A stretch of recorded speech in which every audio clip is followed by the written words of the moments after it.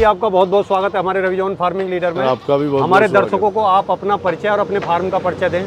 Sir, अपना उत्तर प्रदेश मथुरा जी, refinery gate number 9 road से अपना 5 मीटर की दूरी पे ही अपना गोट फार्म है। डायरेक्ट सूर्या होटल के डायरेक्ट सामने अपने फार्म का नाम क्या है? Aqeel Barbari goat farm. बहुत अच्छे। तो भाई जी, ये सारी बकरियां जो है बर्बरी हैं? जी सर, बर्बरी है।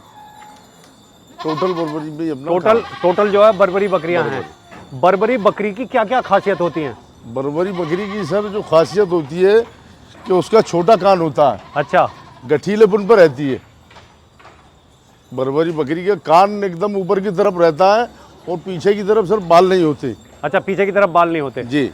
बर्बरी बकरी जो है, अगर हम दूध की बात जानना चाहें जी, तो कितना दूध दे देती है?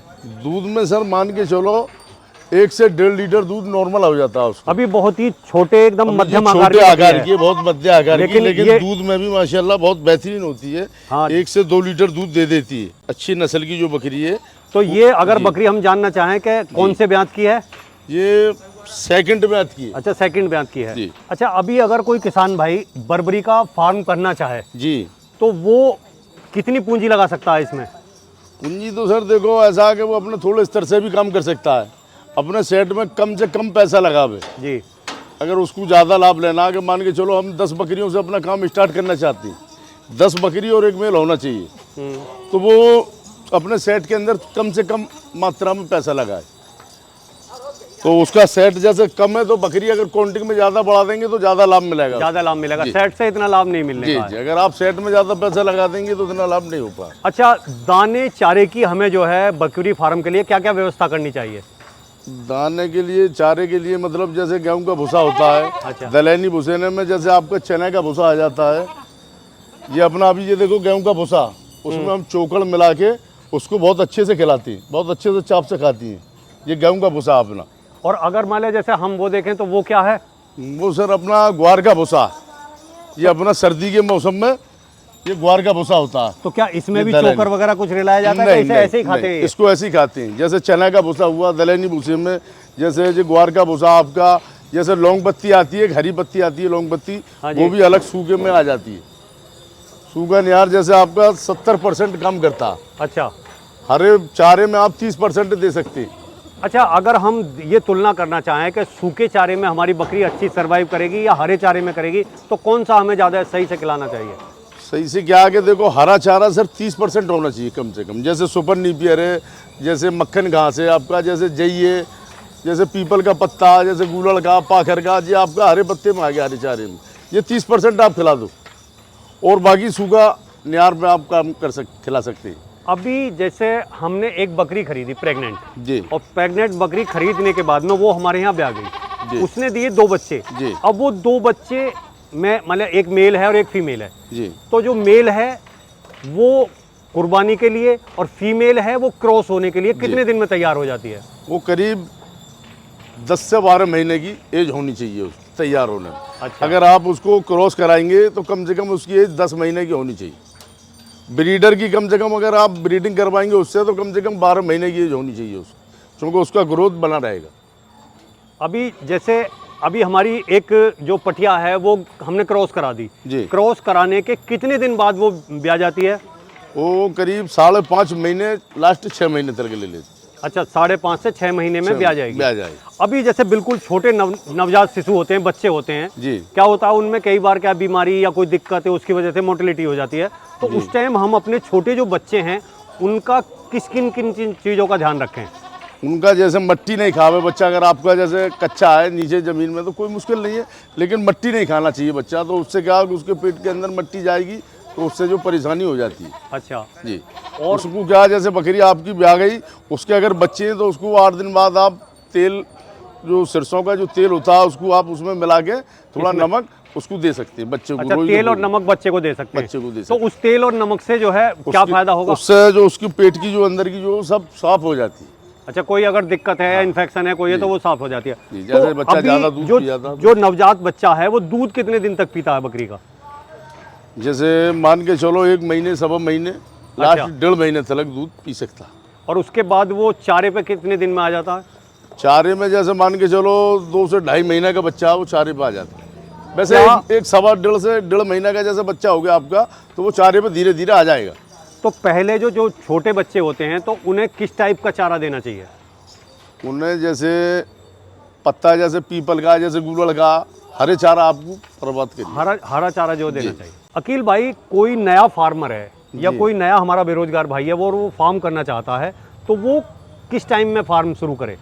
देखो, सबसे बेस्ट जो तरीका उसका जो फार्म खोलने का जी, वो तुम्हारा फरवरी अप्रैल और तुम्हारे मार्च तक। फरवरी मार्च अप्रैल का महीना है। अगर हम बरसात के टाइम में करें या फिर हम सर्दी के टाइम में करें तो क्या क्या परेशानी आ जाती है? उसमें सर्दी के टाइम में करेंगे तो देखो, आप नए फार्मर हैं तो उसमें आपको परेशानी आ सकती है, क्योंकि सर्दी थोड़ा ज़्यादा हो जाती है तो आपको नहीं नॉलेज पड़ पाई, उसमें परेशानी आ जाती है नए फार्मर के लिए।